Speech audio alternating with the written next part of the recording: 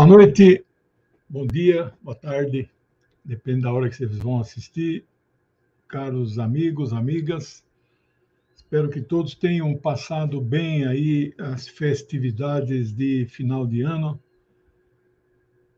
Tem as festividades natalinas e as festividades do advento do ano novo. E espero que todos tenham se cuidado, né? A pandemia não está controlada, está fora de controle, na verdade. O mundo hoje registrou 2,5 milhões de casos, né? Os Estados Unidos registrou hoje 2.500 mortes e quase 1 milhão de novos casos. Desculpe, 200 mil. Então, esses cuidados vocês têm tido e eu fico apreensivo, não podemos perder ninguém, né? Eu havia previsto suspender as aulas só no dia 22, dia do meu natalício.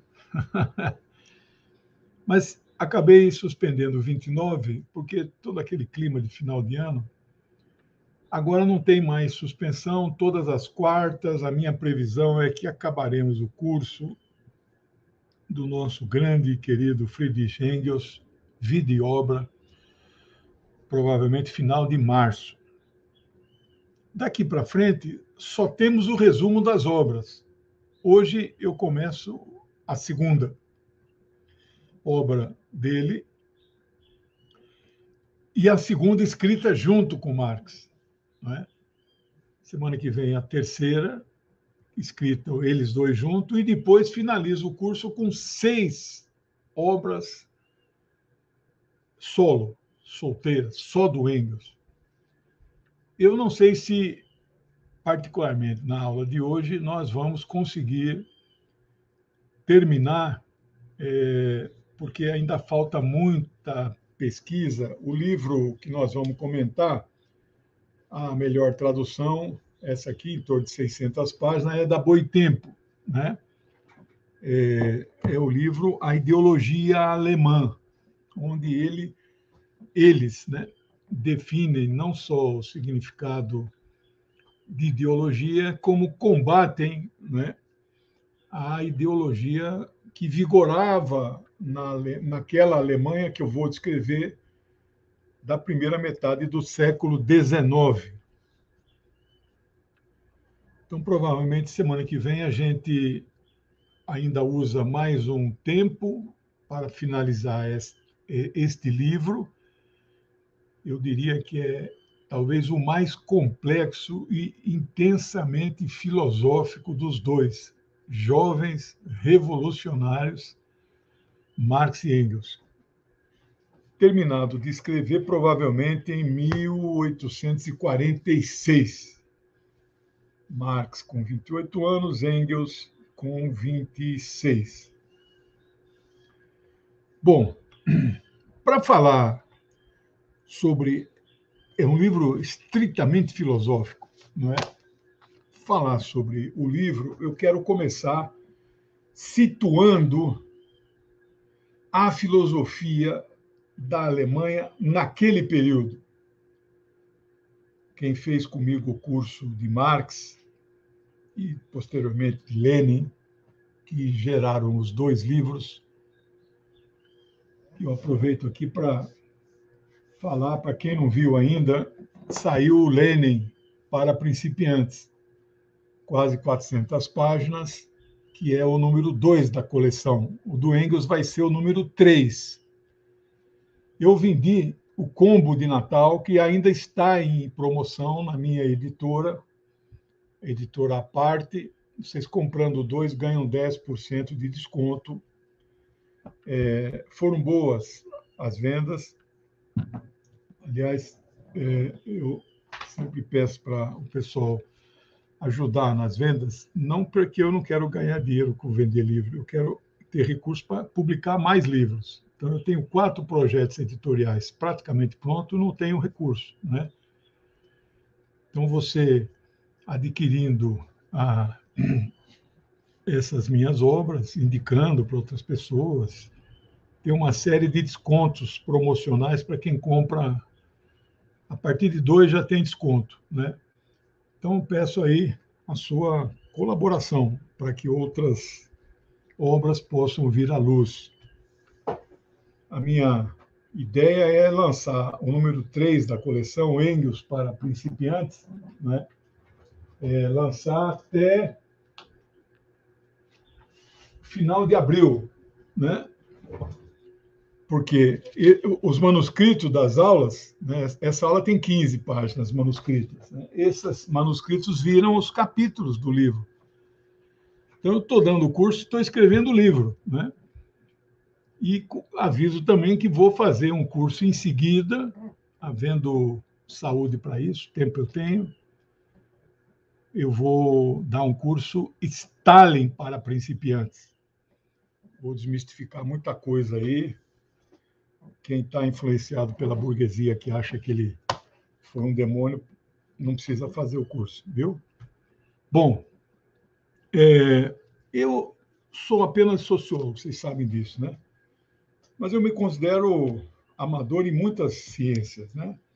História, filosofia, economia, até astronomia. Eu sou um astrônomo amador. Gosto muito de ciência, biologia evolucionista. Então, filosofia, quem vai falar para vocês aqui não é um filósofo de formação, mas é uma pessoa interessada, estudiosa. Nós vamos falar de um livro que foi escrito e jamais em vida dos seus 2 autores ele foi publicado. Não foi. Lá mais para frente eu vou dizer até que eles acharam melhor que não fosse publicado. Vou dizer exatamente a frase que Marx falou, né? Ele só veio à tona, à luz, em 1933, no Instituto Marx e Engels de Moscou, publicado simultaneamente também na Alemanha, nesse mesmo ano. É uma coletânea de artigos que eles escreveram naquele ano de 46 para contestar os 3 principais pensadores hegelianos, ou seja, seguidores de Friedrich Hegel, já vamos falar dele também, que eram considerados jovens hegelianos de esquerda, que Marx e Engels também foram. Foram jovens hegelianos e foram jovens hegelianos de esquerda. Porque havia os hegelianos de direita, que eu também vou falar. Então, eu queria, antes de entrar propriamente no livro, situá-los sobre o contexto filosófico da Alemanha no final do século XVIII e começo do XIX.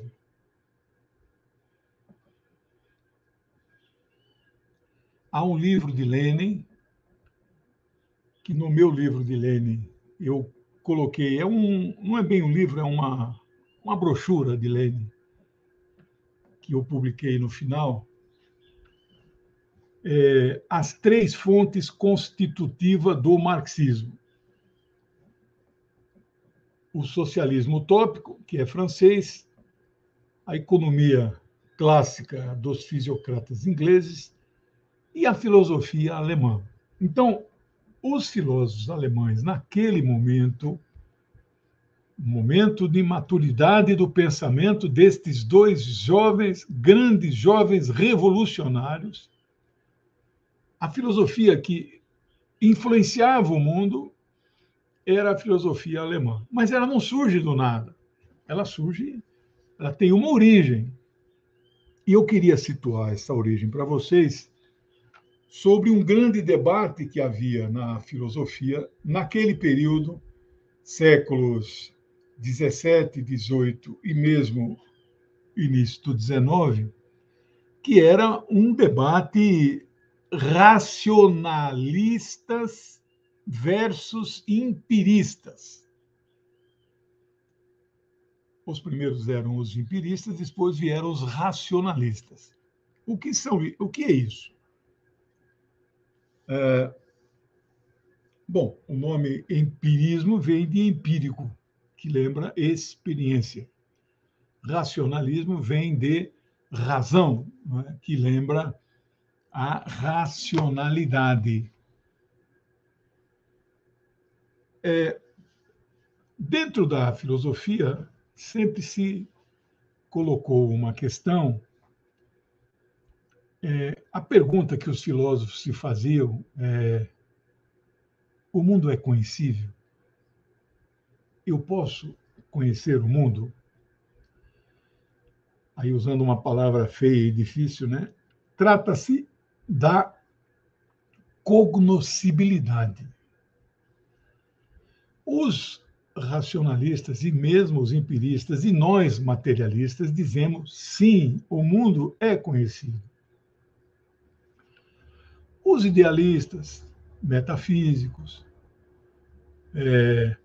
eles dizem não, o mundo não é conhecido, não é possível conhecer o mundo, no máximo parte da realidade, não toda ela. Então, empirismo e racionalismo, na verdade, são correntes ligadas à teoria do conhecimento. Alguns filósofos, os primeiros, né, são empíricos, que começa lá com Aristóteles, né, que foi um grande cara, um grande filósofo. Eu diria, dos três, Sócrates, Platão e Aristóteles, é essa a ordem. Né? Ele é, do meu ponto de vista, muito modesto. Meu mestrado é em filosofia, mas é um pedacinho da filosofia, educação. Eu acho que o Aristóteles é o melhorzinho deles, é o mais dialético. Dialético mesmo eram os pré-socráticos, os que vieram antes de Sócrates. Sócrates, Platão e Aristóteles não são os grandes exemplos de dialética, né, de pensamento dialético. Mas o melhorzinho deles acaba sendo Aristóteles. Aí se usa o termo aristotélico, né? Utilizado posteriormente no século XIII por Tomás de Aquino, que também criou uma corrente chamada tomista, né? Mas que bebe muito da sabedoria de Aristóteles. O pensador que mais estudou Aristóteles é pouco conhecido no Ocidente. É um pensador árabe, Ibn Rushd, conhecido como Averroes. Ele é o grande comentador de Aristóteles. Então, eu diria assim que a definição de empirismo diz respeito a entender, conhecer, apreender, com dois Es, apreender a realidade a partir dos nossos sentimentos. Então, a questão sensorial é a mais importante para os empíricos. E Aristóteles é o que puxa a fila dos empiristas. Né? Há outros famosos, especialmente Bacon, Francis Bacon, Thomas Hobbes, né? John Locke, David Hume. Hume era inglês, irlandês, ali naquela. E eles, então, são os expoentes do empirismo. Né? O Hobbes é autor do livro famoso, né? Leviatã, e não confundir Hobbes com Moros, Thomas Moros, que escreveu Utopia. Né? Bom, há outros empiristas. Então, eles desenvolvem um método chamado método indutivo. Não é o melhor método, mas é um método, tem sua validade, mas ele é insuficiente para explicar muita coisa. O método indutivo parte da experiência particular que pode dar certo 3, 4, 5 vezes, aí ele generaliza, né? Ele induz, né, a uma conclusão e parte do singular, do particular, para o geral. Né? Ele induz a uma conclusão e generaliza. Não é um bom método. Aí vem, então, o oposto ao racionalismo, ao empirismo, que são os filósofos racionalistas. Para os racionalistas, eles também radicalizam. O mais importante é a razão e não a sensação, não os sentidos. Não é que eles não considerem, mas o primordial é a razão. Mais do que isso, eles dizem que certos conhecimentos são inatos. Kant vai usar o termo, já vou falar de Kant agora, para terminar e já entrar no Hegel. Kant vai usar o termo conhecimento a priori, conhecimento a posteriori. Então, depois eu vou falar de Kant, não posso esquecer. Então, os racionalistas, eles partem do princípio que a questão central, a premissa principal é a razão. E parte desta razão, este conhecimento, você já tem dentro de si.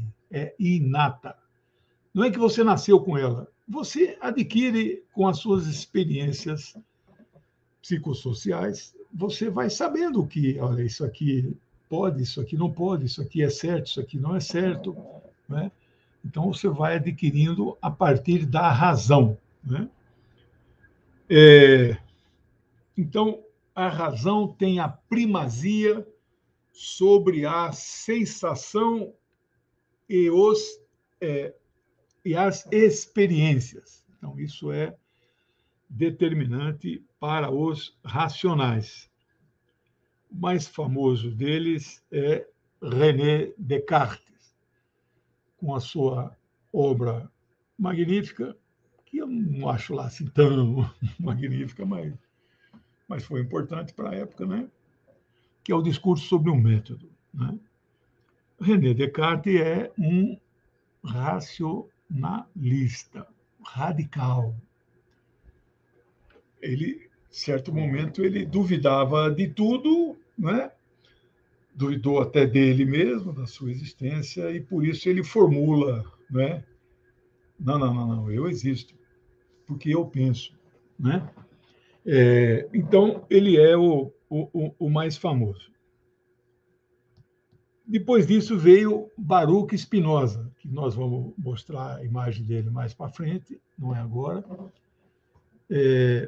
que é um filósofo que eu gosto muito, holandês, de origem judaica, foi expulso da comunidade judaica, porque a comunidade chegou à conclusão que ele era ateu. Não, não era ateu. O Deus de Spinoza, o Deus que ele acreditava, era um Deus diferente do Deus raivoso do Velho Testamento, que os judeus chamam de Yahvé, ou, dependendo do livro que você lê, de Elohim. Né? Bem, o dono do canal Matuque está aqui assistindo, ele é filósofo, então tem que prestar atenção aqui, porque senão ele me passa um pito. Né? Mas olha, eu sou fã dele. Você vai no Google, não, no YouTube você vai, Deus de Spinoza, procura lá. Tem vários vídeos, é baseado num texto que ele escreveu. Eu acho maravilhoso, né? Ele foi banido da comunidade. Qualquer judeu que visse ele vindo na rua, na calçada, tinha que atravessar a rua e não podia encontrar com ele. Baruch Spinoza, né? Baruch, acho que é Bento a tradução, né? Bento. E o último, Leibniz. Leibniz, filósofo, mas também é mais conhecido na matemática, que também, por sinal, eu gosto muito. Qual é o método que eles desenvolvem? É o método dedutivo. Você deduz, não é? A partir de considerações generalistas, sem precisar ter uma experiência, e fazendo estas observações gerais, você vai ao particular. Se vale para o todo, vale para o particular. O outro, ambos são válidos em alguns aspectos, mas ambos são muito precários. O melhor método é o método dialético, não tem dúvida disso, mas não é foco do nosso. No curso de Marx, que tem uma playlist aqui no canal do Rogério, tem lá é, tem lá quando eu falo de Marx, eu falo da filosofia materialista e falo do materialismo dialético, do materialismo histórico. Você pode pegar lá, né? Então, o racionalismo ele parte da razão, o empirismo parte da experiência e dos sentidos, né? São 5 sentidos. Para eles é fundamental os sentidos. Bom, eu falei que iria finalizar essa introdução com Immanuel Kant. Immanuel Kant é um filósofo nascido no século XVIII, de 1724, e ele morre no começo do XIX. Portanto, ele é uma pessoa que a gente chama de entre séculos, né? Todos nós que nascemos depois do ano 2001 também seremos, no futuro, conhecidos como pessoas entre séculos, né? O século XXI não começou em 2000, você sabe, né? Começou em 2001. Não houve ano zero, né? Isso é uma datação religiosa, cristã, né? O Kant, a grande contribuição dele para a filosofia é tentar fazer um equilíbrio entre o empirismo e o racionalismo. Não sei se ele consegue, acho que não consegue, mas é importante. Ele então traz novos elementos para. Vocês sabem que no campo da física tem duas grandes correntes de pensamento. A partir da física newtoniana, né? A lei da gravitação dos corpos celestes, Einstein desenvolve e ele elabora a teoria da relatividade, que é uma teoria que vale para o universo inteiro, em qualquer lugar do universo. Isso tem que valer, não é? E, no entanto, isso para o macrocosmo. Né? No microcosmo, essa teoria não vale. Átomos, bósons, íons, elétrons, né? O famoso bóson de Higgs, né? Que alguns erroneamente chamam de partícula de Deus, é uma barbaridade, cada uma que esses caras inventam. Nesse microcosmo, as leis da relatividade não valem. E aí, então, entra um outro físico no cenário, chamado Max Planck, que desenvolve a chamada física quantum, né? Física quântica, que é quantum, que é quantidade de energia, é um estudo diferente. Aquele grande cientista que morreu, o Steve Hawking, que tinha aquela deficiência, ele escreveu poucos livros na vida, acho que uns 4, tenho li todos eles. A vida dele inteira ele passou estudando uma teoria que unificasse as duas. Não conseguiu, né? Infelizmente, não sei se vai ser possível. Kant tentou fazer isso do ponto de vista filosófico. Então, o nosso filósofo Friedrich Hegel, que nasce bem depois do que Kant. Kant é de 24, ele é de 1770 e morre em 1831, quando nosso querido Marx tinha 13 aninhos e Engels tinha 11 aninhos. Ou seja, eles não conheceram Friedrich Hegel.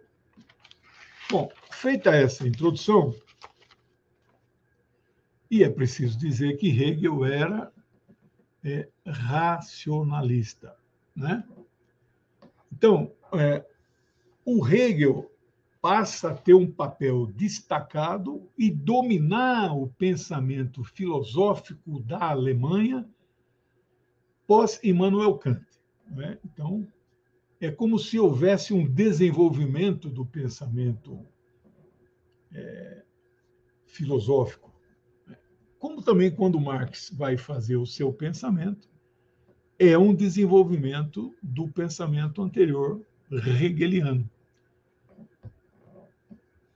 Havia na Alemanha, na época de Marx estudou na Universidade de Berlim, se forma lá. Primeiro ano ele não faz lá, ele faz os últimos 4 de direito. Engels nunca fez faculdade, ele frequentou a universidade em períodos diferentes de Marx. Não foram colegas na faculdade, foram depois. O Marx pertence aos círculos chamados jovens hegelianos. Jovens hegelianos de esquerda, porque existiam os hegelianos de direita, que interpretavam o pensamento de Friedrich Hegel da forma que eles entendiam como melhor, né? Então, Hegel é o grande pensador que domina, né, o início do século XIX até a sua morte e, posteriormente a isso. Quando esse livro que nós vamos estudar hoje é escrito, mas não publicado, então ele é composto de dezenas de artigos, né? Ora escrito Marx, ora escrito por Engels, ora escrito pelos dois. Compilar isso foi uma tarefa impressionante. E nos anexos desse livro, inclusive, todas as edições de qualquer editora, ele é um livro de domínio público, tem os anexos, inclusive os textos riscados de tal capítulo, que não era para entrar se um dia Marx e Engels publicassem, mas quem editou colocou como anexo. Quem quiser ler também aquilo que eles não queriam que saísse, está lá também, né? É muito complexo o livro. Eu li na mocidade e agora fiz uma pequena resenha, um pequeno apanhado para preparar a aula para vocês. O nome do livro original não é Ideologia Alemã, é o nome de 3 linhas. Você veja que, quando eles escreveram essa coletânea, ainda não estaria claro que eles publicariam, né?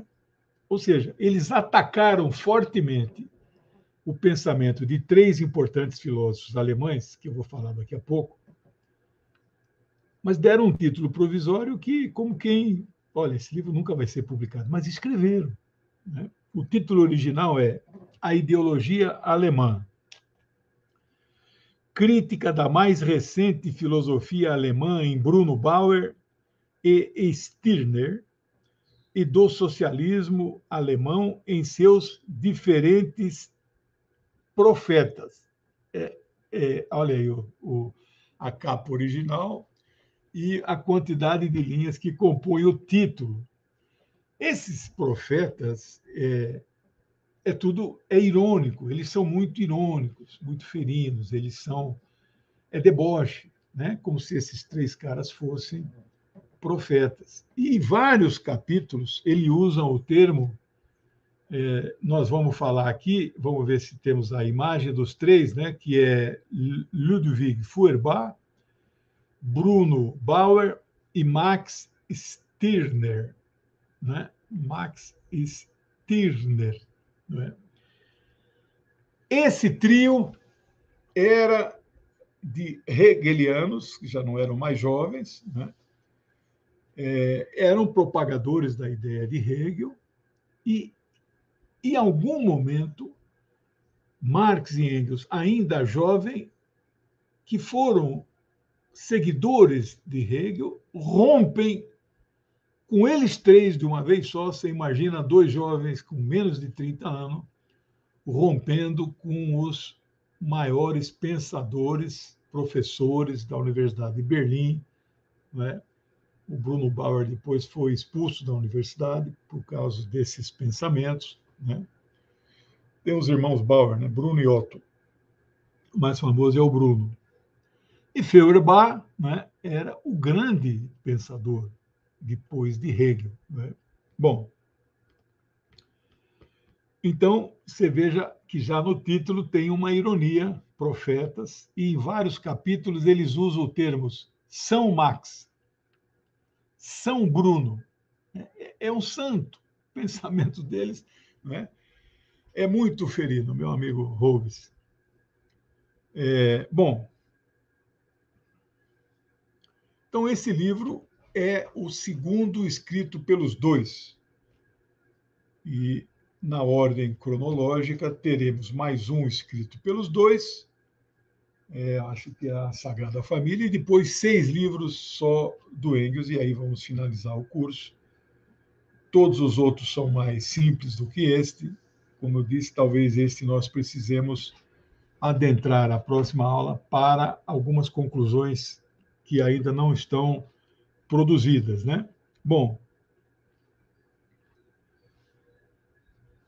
esse conjunto de artigos foram escritos e jamais publicados. Então, eles escreviam e deviam colocar em alguma pasta, em algum escaninho, né, em algum lugar assim, mas não saía na imprensa, né? Eles só foram reunidos muito depois que ambos morreram, né? Eles jamais publicaram em vida esta magnífica obra. Qual é a essência da obra? Estou falando aqui já dela, mas não disse a essência. É um momento de ruptura de dois jovens que percebem que o pensamento hegeliano, não é engeliano, de Friedrich Hegel, o Engels também chama Frederico, é um momento de ruptura que percebe que este pensamento hegeliano, que foi importante para evoluir em relação aos pensamentos dos filósofos anteriores, ele já estava superado. E eles percebem isso muito antes do que a maioria das pessoas na sua época e passam a combater os papas do pensamento hegeliano. É muita coragem, precisa ter muita capacidade, genialidade para fazer o que eles fizeram. Se bem que eles não publicaram nenhum de todos esses capítulos, né? Bom,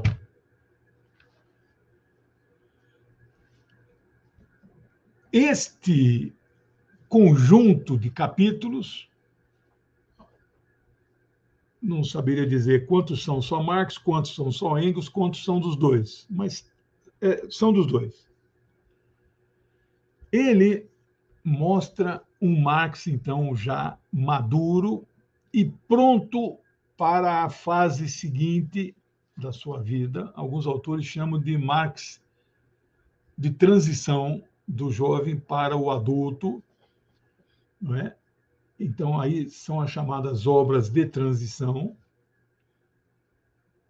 Até a partir de 59, portanto, 13 anos depois que eles escreveram este conjunto de textos, a partir de 59 então, considerado o Marx amadurecido.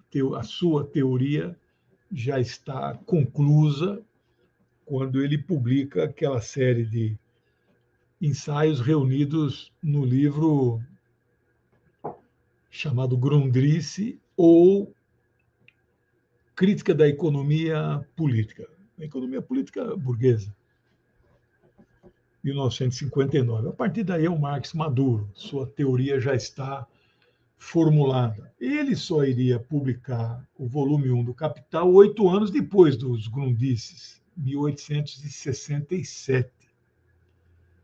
E jamais em vida, nos últimos 16 anos de sua vida, ele só terminou de escrever, mas não publicou o volume 2 e 3, que foi Engels que fez isso e nós já vimos.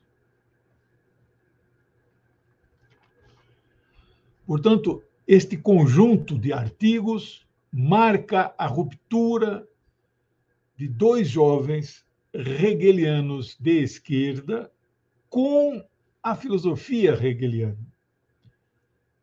É muito bonito isso. É uma ruptura intelectual que só pode acontecer quando você estuda muito, elabora muito, pesquisa muito e percebe a deficiência da teoria que você anteriormente abraçava, né? É ato de coragem, não é simples você criar uma nova corrente de pensamento, né?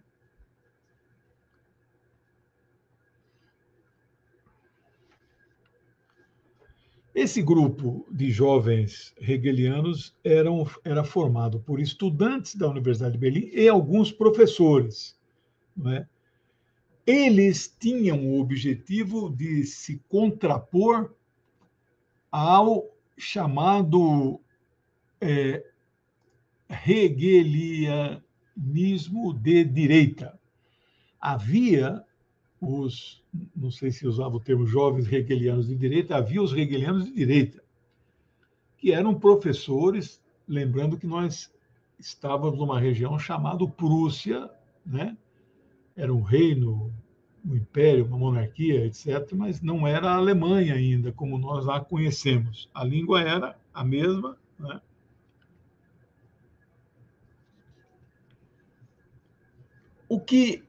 Qual era a essência do pensamento da direita hegeliana? Não é? E aí eu lanço mão aqui do Ferdinand Lassalle, que era um jovem hegeliano de esquerda, né? Ele caracterizou em uma frase sobre esse grupo e disse: o Estado é Deus.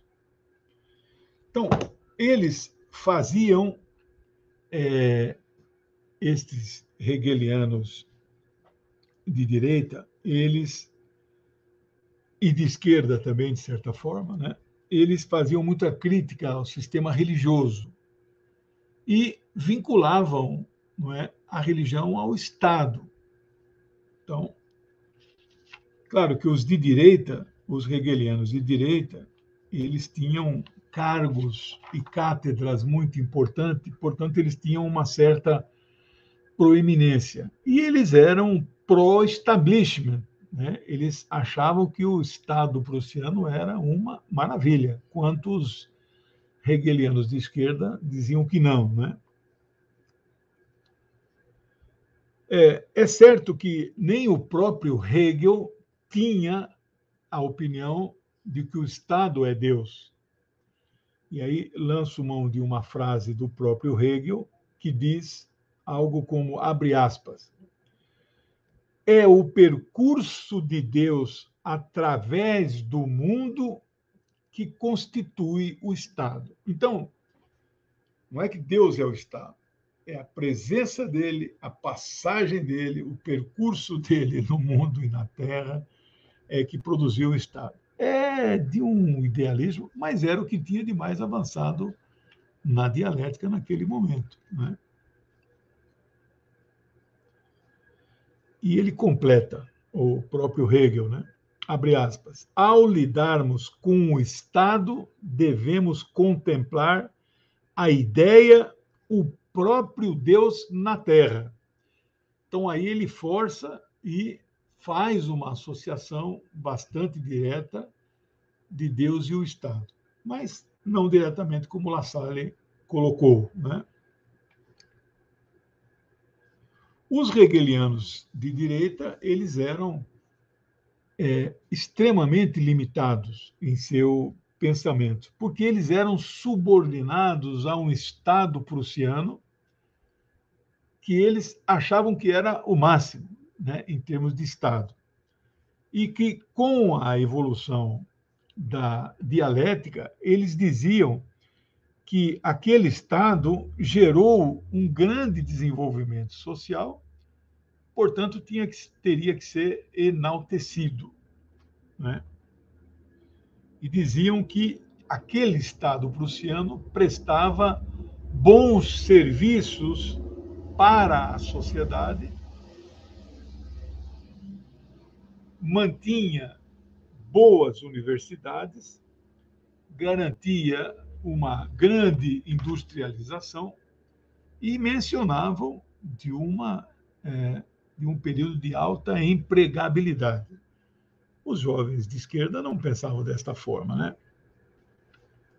Eles eram completamente oposto a esta visão, né? Esses jovens hegelianos de esquerda, diziam que o Estado prussiano estava muito longe da perfeição, com muita pobreza que existia, e era verdade, existia a censura às publicações e discriminava-se todas as pessoas que não professassem a religião luterana. A Alemanha é o berço do luteranismo, que vem a partir de Lutero, né?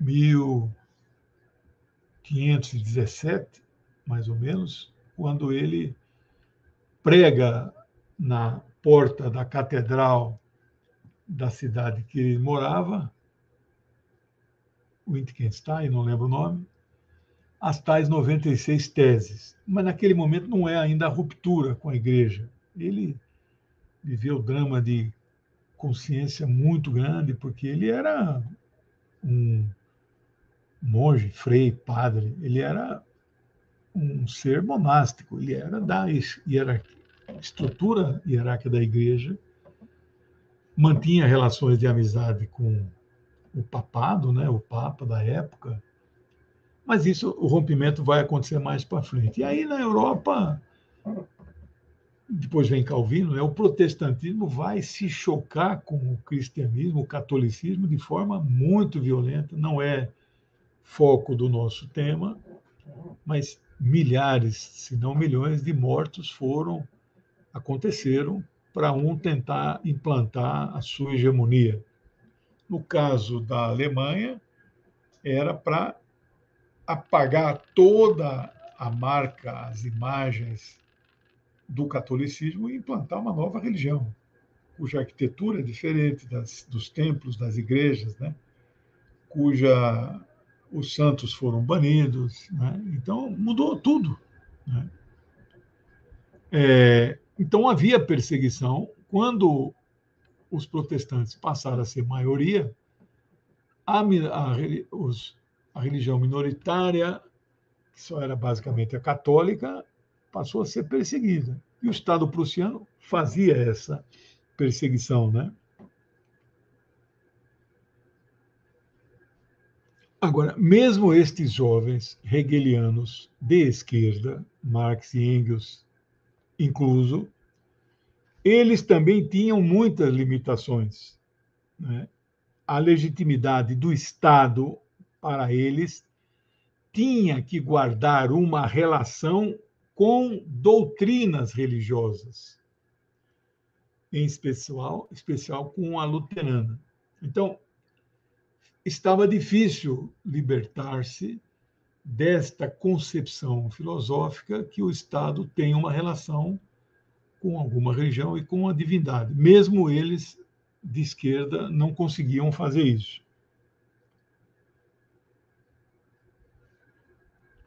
No entanto, as teorias que eles desenvolveram, estes jovens, que procuram evoluir o pensamento de Hegel, não é?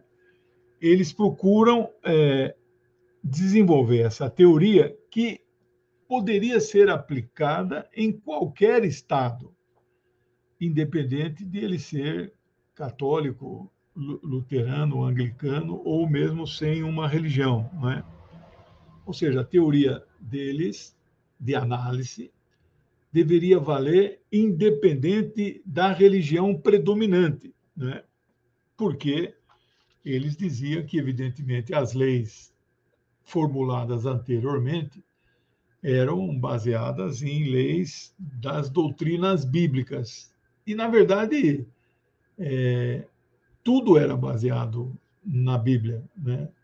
Religiões orientais, como nós conhecemos, como o budismo, shintoísmo, shintoísmo é japonês, né? Budismo não é propriamente uma religião, mas islamismo, por exemplo, não chega nesse momento, neste universo que eu estou aqui descrevendo, né? Desses jovens.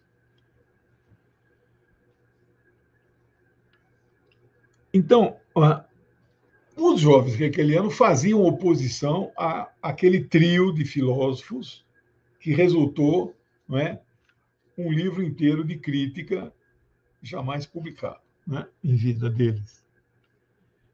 Eles faziam uma crítica pela esquerda, né, estes jovens hegelianos, né? Eles apresentavam o Estado prussiano de forma completamente oposta ao que os três apresentavam. E eles eram muito oficialistas, muito do establishment, né? Muito pró, né, Prússia. Eles aqui descreviam, os jovens de esquerda, descreviam o Estado prussiano como corrupto e despótico, né? E atacaram a base filosófica desta concepção, que era a religião cristã, no caso já o rompimento com o catolicismo, né? Aqui eu falo do Baruch Spinoza. Nós temos uma imagem do Baruch. Quando ele publica o seu livro mais importante, né, Bento Baruch, chamado Tratado Teológico Político, Baruch de Spinoza, grande cara, tenho uma admiração muito grande por ele.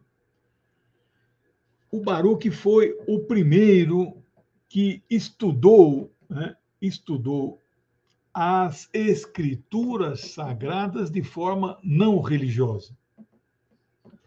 Eu quero dizer que faço isso de forma sistemática, como um teólogo amador. Eu estudo as religiões, estudo o Velho Testamento, que é a Torá, e o Novo Testamento, que são dos cristãos. Eu estudo de forma não religiosa. Então, é uma forma. O primeiro a fazer isso foi esse ser que está na nossa tela, que você pode conhecê-lo mais, Baruch Spinoza. Então, ele foi, então, o primeiro. Estes jovens de esquerda, passam a ser, do ponto de vista histórico, depois de Spinoza, o primeiro grupo de pensadores e estudiosos das chamadas escrituras, que alguns consideram sagradas, de forma não religiosa. Isso que é o interessante. Bom, no caso daqueles três que eu mencionei, que vão receber a crítica de Marx e Engels, a questão, eles negavam a religião de tal maneira que passam a negar, inclusive, a existência do Jesus histórico. E Feuerbach, inclusive, à época, publica alguns trabalhos, livros, ensaios, chegando a afirmar que Jesus não existiu, né? Que ele estudou, pesquisou, isso é ele, o o Stirner e o Bauer. Então, eles negam a questão histórica, que não havia nenhuma evidência, na época em que eles viveram, da existência histórica. Isso é completamente hoje contestado. Eu acompanho muito esse assunto, que tenho interesse de perto. Tenho e li o compêndio de Flávio Joséfo, né, que é. Se bem que a passagem que ele fala de Jesus eu acho que foi introduzida, falsificada, mas tem outros momentos que ele fala. O historiador Flávio Joséfo e o historiador Públio Cornélios Tácito são dois dos principais historiadores que surgiram depois que Jesus morreu, não é? Que escrevem. Então. Mas há outras 16 fontes primárias não religiosas que, de alguma forma, mostram a existência de Jesus. Por exemplo, as cartas de Paulo não são considerados livros. Não é um evangelho, é uma carta. Né? E a carta é um documento histórico. Elas foram preservadas.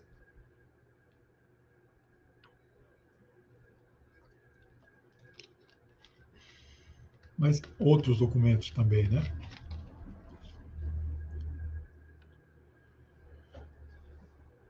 Então, esses jovens combatiam o Estado prussiano, que era atacando a religião e a religiosidade do povo.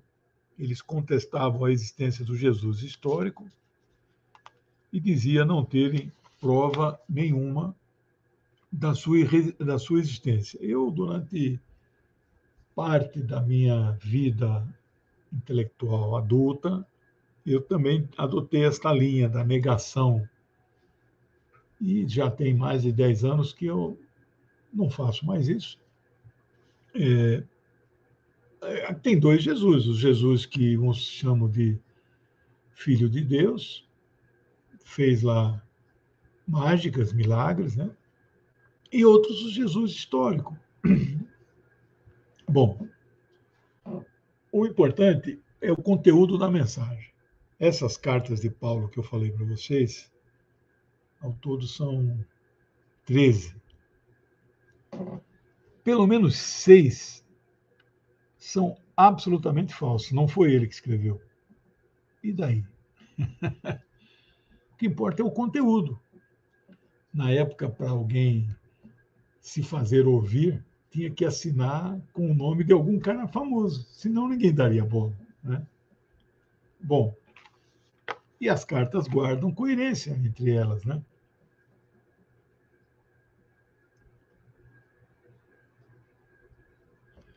Os nossos dois jovens embarcaram nesta canoa furada, como se diz popularmente, dos hegelianos de esquerda, círculos hegelianos, até o momento em que eles rompem com esse grupo personificado nesse trio de filósofos. O mais famoso era, sem dúvida, Feuerbach. Né? Eles tinham uma imagem ruim na universidade. Tanto que o Bruno, eu falei, chegou a ser demitido. Marx não foi jamais contratado, também por ter sido este jovem hegeliano. Né?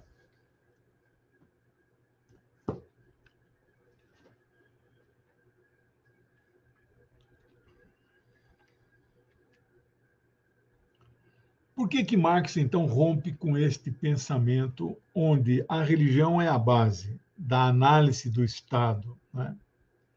Bom, o Marx rompe com o argumento de que a religião não pode ser a base do poder de um Estado, porque a base deste poder é o capital, as terras, o dinheiro e os meios de produção.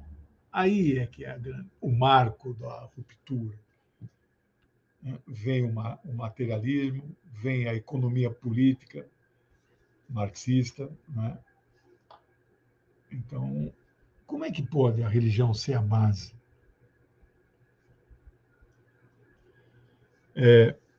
Marx, nessa época, percebe que a religião acaba sendo apenas uma mera cortina de fumaça, não é?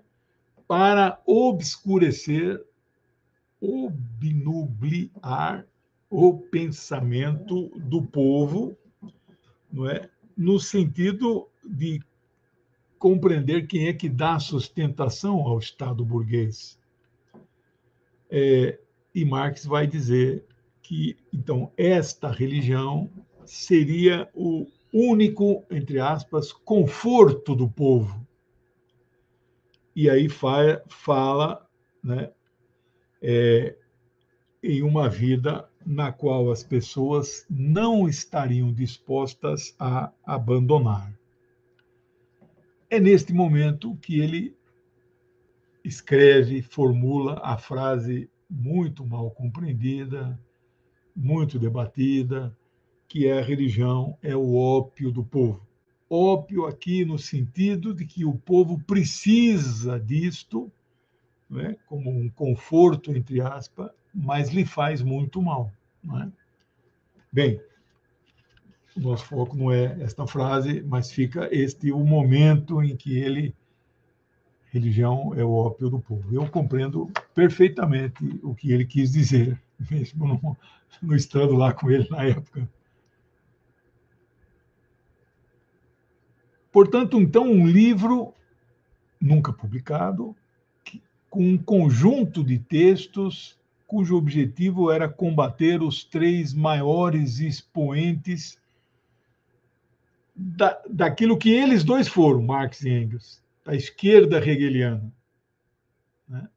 A direita hegeliana, eles nem se preocupavam em combater, eles estão centrando fogo neles, porque eles eram os grandes expoentes. Né? E o livro, a estrutura do livro, tem três grandes blocos, que são os artigos que contestam o pensamento de São Bruno, São Max Stirner. Ele não usa São para Feuerbach.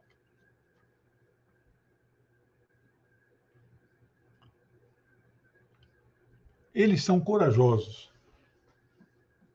Dois jovens, 28 e 26 anos, combatendo os grandes professores, doutores, titulares, catedráticos, né, famosos.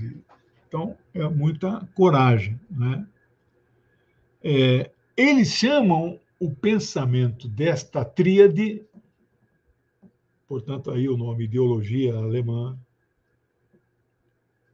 da ideologia alemã conservadora. Portanto, eles vão desenvolver uma nova ideologia alemã, mais progressista, mais à esquerda, né? Mais dialética. Né?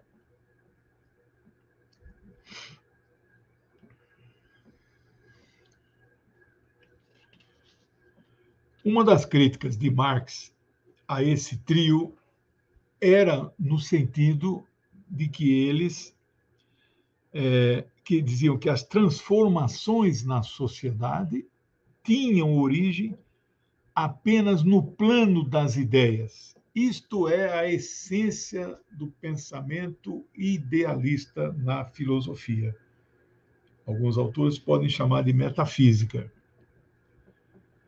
De maneira que este conjunto de ideias, elas nunca alcançariam a realidade concreta. Puro idealismo, né? Se eu pudesse dizer assim, qual é a sua corrente filosófica?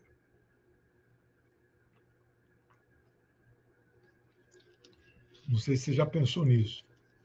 Tem duas grandes correntes filosóficas: a idealista e a materialista. Não tem uma terceira. E a base dessa contradição é você responder para você mesmo a seguinte pergunta: o que veio antes? O que é anterior a tudo? A ideia ou a matéria? Quem cria o quê? Se você responde a pergunta de que a ideia é a origem, portanto, a ideia cria a matéria. A matéria só tem sentido a partir dela ter surgido no seu cérebro. Ou, extrapolando, é o criacionismo. No princípio, era a luz e o espírito que criou todas as coisas. Se, por outro lado, você responde que o anterior a tudo, a todas as coisas, é a matéria, e você diz que a ideia só pode decorrer do mundo material, você assumiu uma posição materialista.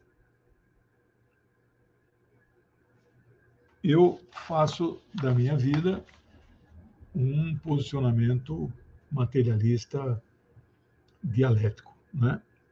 Depois tem o materialismo histórico, mas não é nosso foco, está no meu livro Marx para principiantes, né? Quero registrar aqui que estes dois jovens revolucionários eram, na sua juventude, esquerdistas.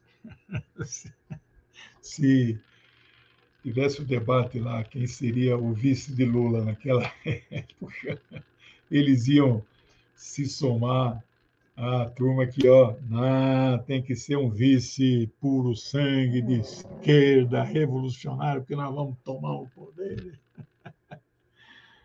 Mas essas são coisas da juventude. Mas está cheio de gente assim que não compreende, né, o que eles viriam a compreender posteriormente, né?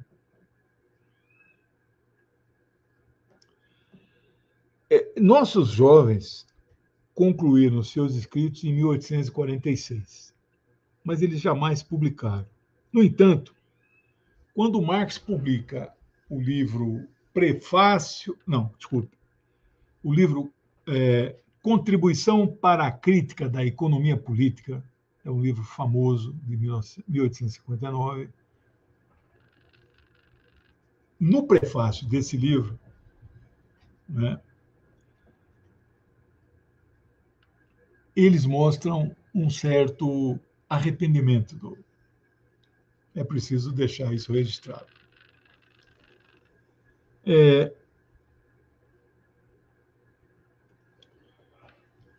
Arrependimento em termos, né? Vejam a frase literal que está no prefácio do livro, aí é escrito só por Marx, abre aspas. Abandonamos tanto mais prazerosamente os manuscritos à crítica roedora dos ratos. Vou repetir. Abandonamos propositalmente, né, os manuscritos à crítica roedora dos ratos. O que é que ele quis dizer? Deixamos numa pasta e os ratos é que façam a crítica. Se gostam, comem, se não gostam, não comem, né? Por que ele fala isso? Então, ele justifica na frase seguinte: na medida que havíamos atingido o nosso fim principal, ver claro em nós mesmos.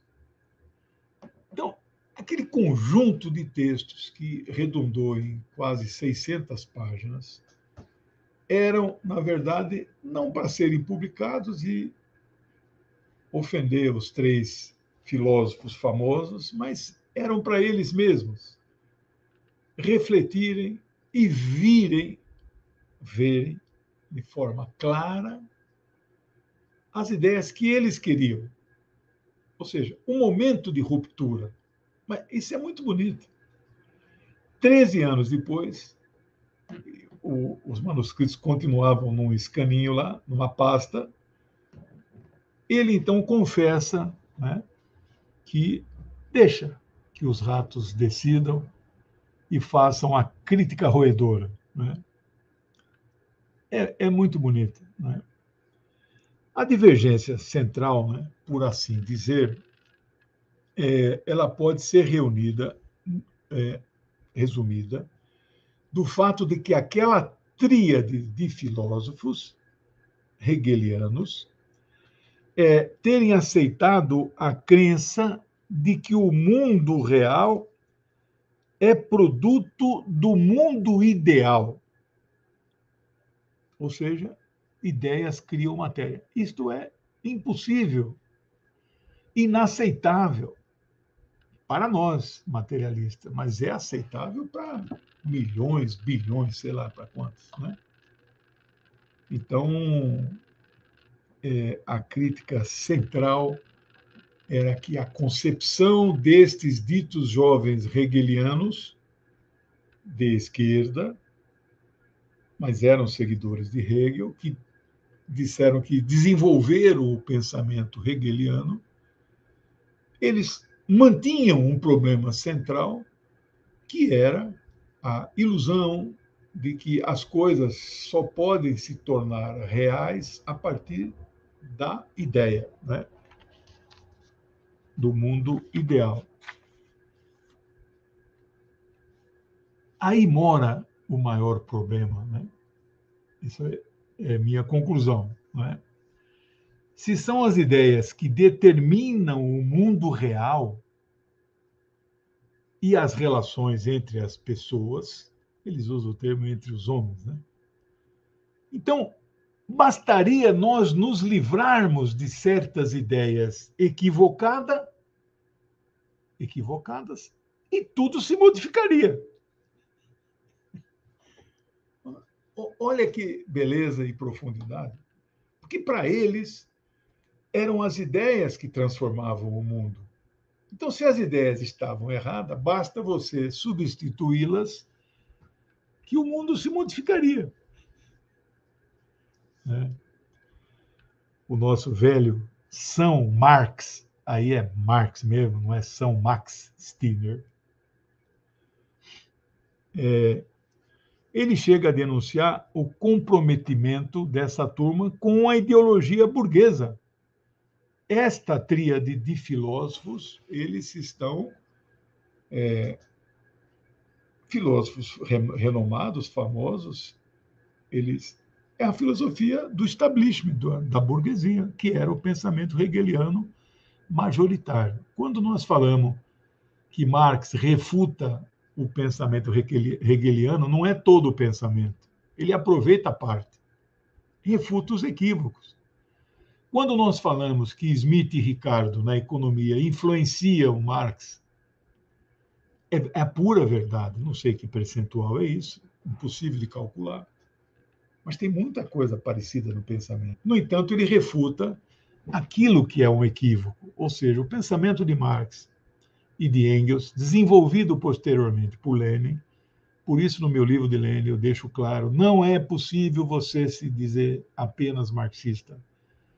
Você tem que ser leninista, porque Lenin é que desenvolve muitos, não é um aspecto, do pensamento marxista, né? Então, ele bate duro nesses três filósofos. Não sei no dia a dia se eles nem se olhavam, nem se cumprimentavam mais, não sei o grau de ruptura.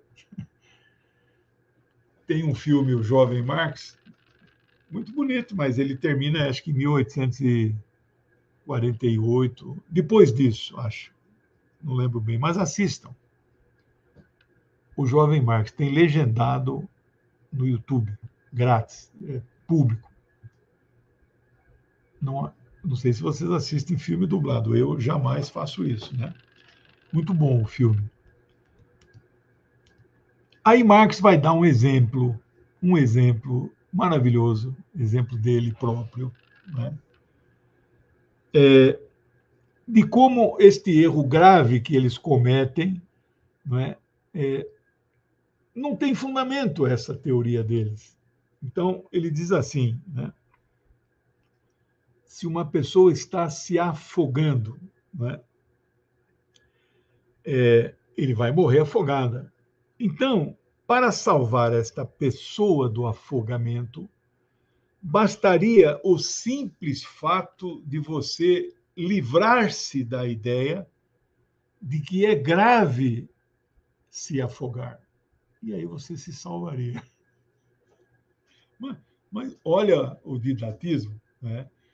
Então, isso aí é muito significativo, né? Os próprios jovens hegelianos, Marx e Engels inclusos, eles chegaram a criticar Hegel, todos eles, né?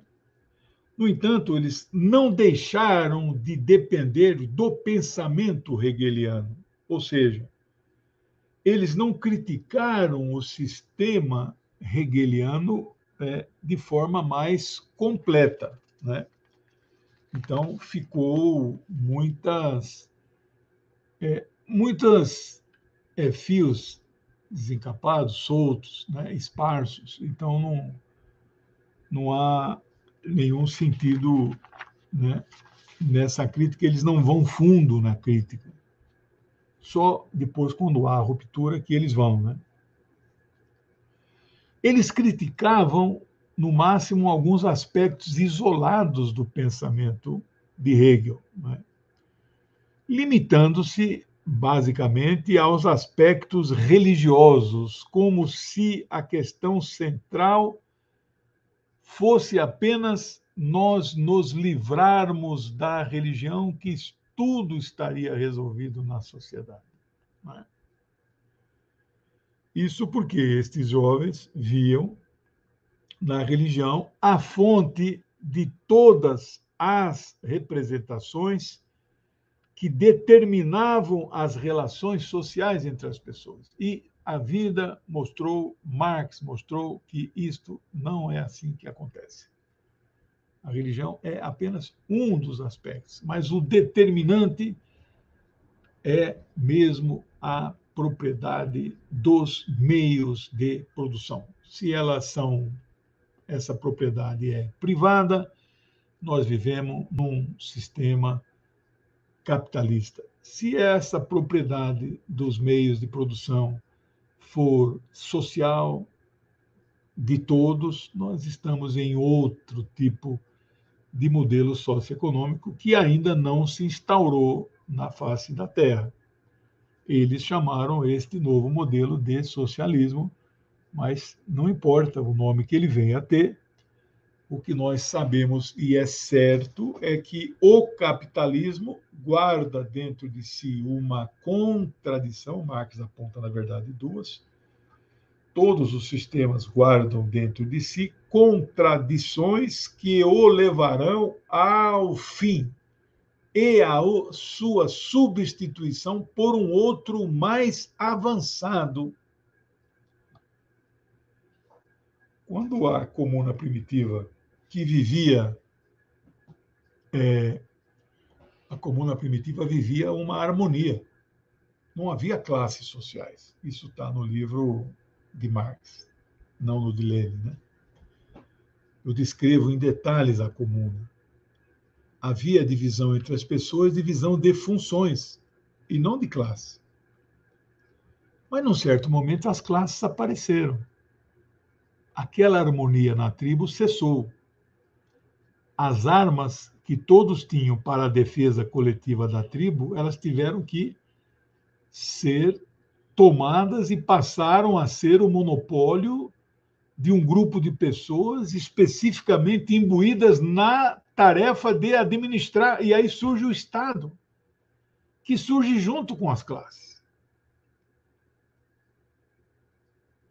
Então, se explicar o surgimento desta nova sociedade como decorrente de religião não tem o menor sentido. Né? Por isso, a palavra materialista. Né? A base é a base material. Quando surge o novo, o primeiro sistema dividido em classes sociais é chamado de escravista. Escravista. Tem duas grandes classes, os senhores proprietários de escravo e os escravos. Não é? Marx vai dizer que esta nova sociedade e este Estado escravista que surge, ele é mais avançado que a comuna primitiva. Mas Marx aqui não está fazendo um julgamento moral que é moralmente inaceitável, que é injusto a exploração entre seres humanos, que é injusto o dono dos escravos ter o poder de vida e morte sobre o escravo. Isso ninguém tem dúvida, ele não tem dúvida. Mas o sistema era mais avançado que a comuna, porque a sua própria transformação de comuna em escravismo só é possível a partir do desenvolvimento das forças produtivas. E estas forças produtivas, que é força de trabalho mais instrumentos, né?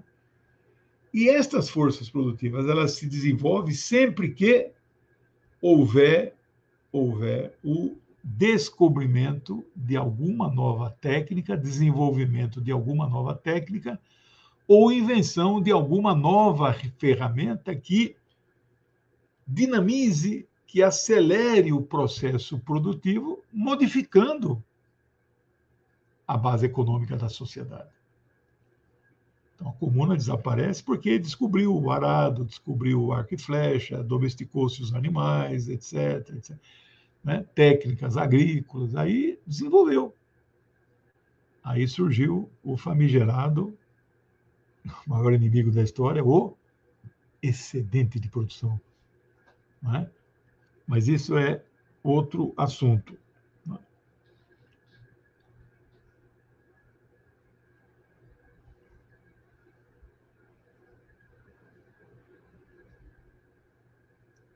Bom, outro debate que acontecia de forma muito forte na época era a questão da dicotomia entre sujeito e objeto. Isso era um assunto central em todos os sistemas filosóficos pré-hegelianos. Né? O novo pensamento hegeliano ele passa a discutir e a contestar, não é? Justamente a separação, contrapondo-se a contraposição entre sujeito e objeto. Não é? A questão posta é determinar em que medida o sujeito determina o objeto e em que medida o objeto determina o sujeito. Então, isso era um debate. Então, a reflexão principal que estes filósofos hegelianos passa a ser, então, a busca das razões pelas quais sujeito e objeto aparecem diferenciados e contrapostos. Os fenômenos sociais passam a ser tratados, na época, considerados como coisas. Não é? Isso, Comte e Durkheim vão também ter esse posicionamento. A verdade de tudo passa a se relacionar com a medida do afastamento entre sujeito e objeto. Por fim, nós vamos concluindo hoje por aqui, porque tem muito ainda a ser desenvolvido. Por fim, eu quero dizer que, com todas as... Essa é uma ilustração muito bonita dos dois jovens.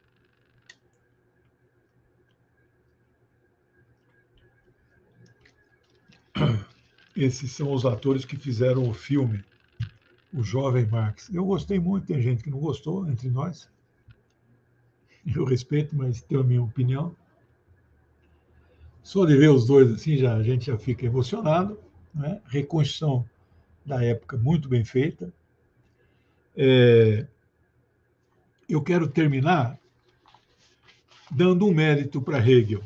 Né? Isso não há a menor dúvida pela primeira vez na história da filosofia,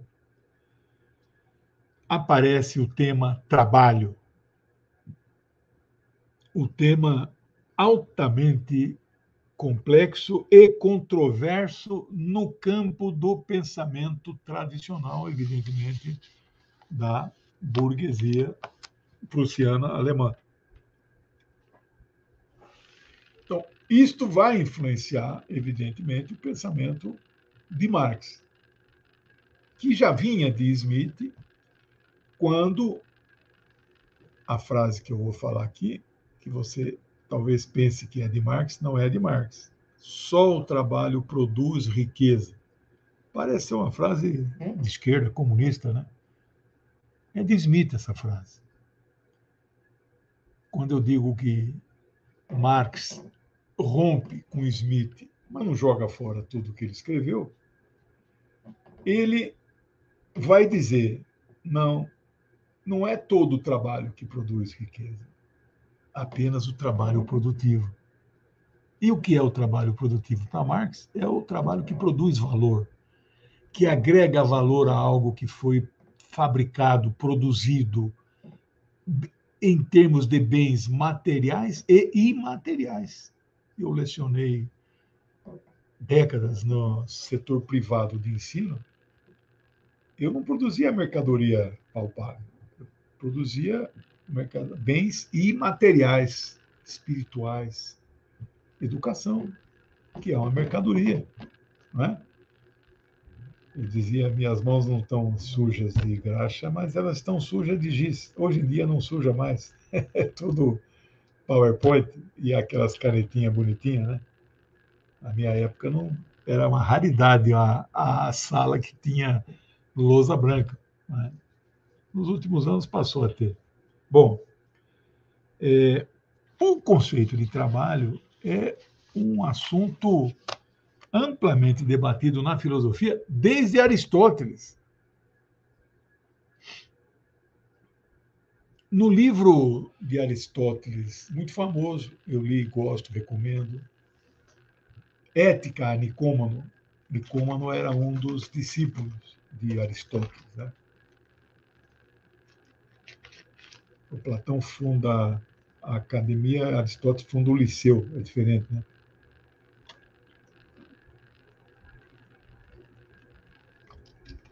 Nicômano era um dos discípulos. E eles escreviam, eles refletiam por escrito aos diálogos, as conversas que eles tinham entre si. No livro 5 do livro Ética Nicômano, exatamente no capítulo 5, se você um dia for ler, Aristóteles discute com Nicômano como é que Nicômano pode contratar os serviços de um arquiteto para construir sua casa. Na época eram os arquitetos, não engenheiros que construíam, né? Talvez por isso as casas eram mais bonitas. Nada contra engenheiro, eu mesmo fiz 3 anos de engenharia. Mas a questão é que Nicômano era um tipo sapateiro, um artesão. Aí Aristóteles levanta a seguinte questão: quantos pares de sandálias, não tinha sapato, você terá que produzir para pagar o arquiteto para fazer sua casa? Ele não tem a resposta. Ninguém terá essa resposta.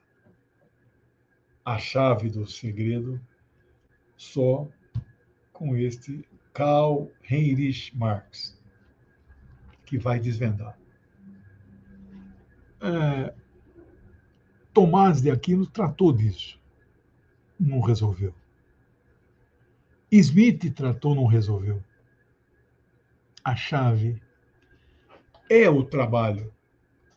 No entanto, a formulação é: o valor de todas as coisas guarda uma relação direta da quantidade de trabalho necessária para a sua produção.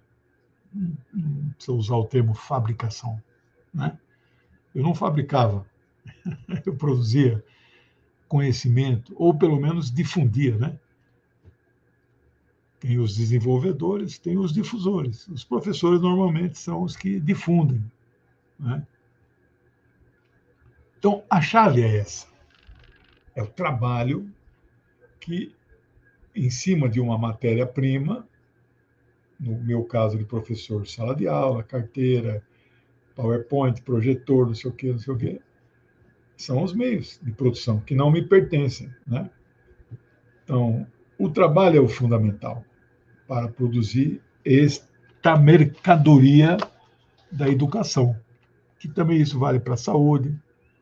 Um dos meus próximos livros, se eu tiver saúde, tem 10 livros já, todos eles mexidos, né? Uns mais, outros menos. E todos já mandei fazer até a capa. Um deles é um grande desafio intelectual. Não tem previsão ainda. Escrevi já muito, mas não tem previsão. Concepção marxista de proletariado no século XXI.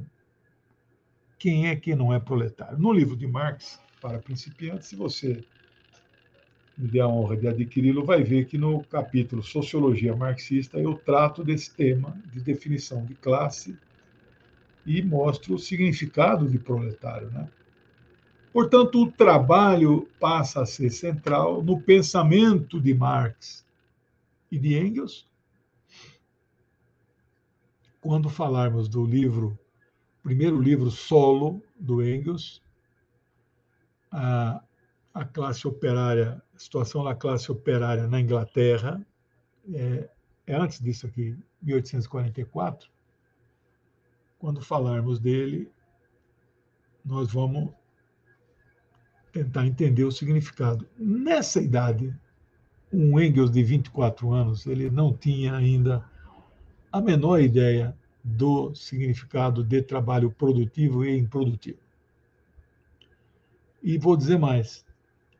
Quando o Manifesto Comunista, que nós vimos na aula passada, a última aula foi 15 de dezembro, uma aula longa, ultrapassou 2 horas. No livro Manifesto, que é de fevereiro de 48, portanto, Marx iria fazer 30 e o Engels 28. Eles não têm noção ainda da diferença entre trabalho e força de trabalho. Isso vai ser desenvolvido, mas é natural que isso aconteça, porque tudo se modifica, tudo se transforma, tudo evolui. Então, aqueles dois jovens evoluíram. Engels, em 44, jamais poderia ir em profundidade do significado do trabalho, mas ele mostra a situação da classe, do proletariado industrial. Meus amigos, amigas, hoje nós fizemos uma aula um pouco mais curta, para na próxima nós desenvolvermos o restante ainda desta obra de muita complexidade e vamos dar sequência. Se for muito rápido o término, eu começo já o novo livro dos dois semana que vem, né? Acho que é a Sagrada Família. Se não, eu gastarei a aula que vem toda para concluir este livro, A Ideologia Alemã. Então, agradeço a companhia, a presença de todos, desejando um bom ano para todos vocês, mas sabendo que não será, já que a gente não pode pular para 2023, vamos ter que passar o ano inteiro. Mas, individualmente, eu desejo que você tenha sucesso nos seus projetos, sua família, né? Tá bom? Muito obrigado por tudo. Um abraço. Boa semana, até semana que vem. Tchau.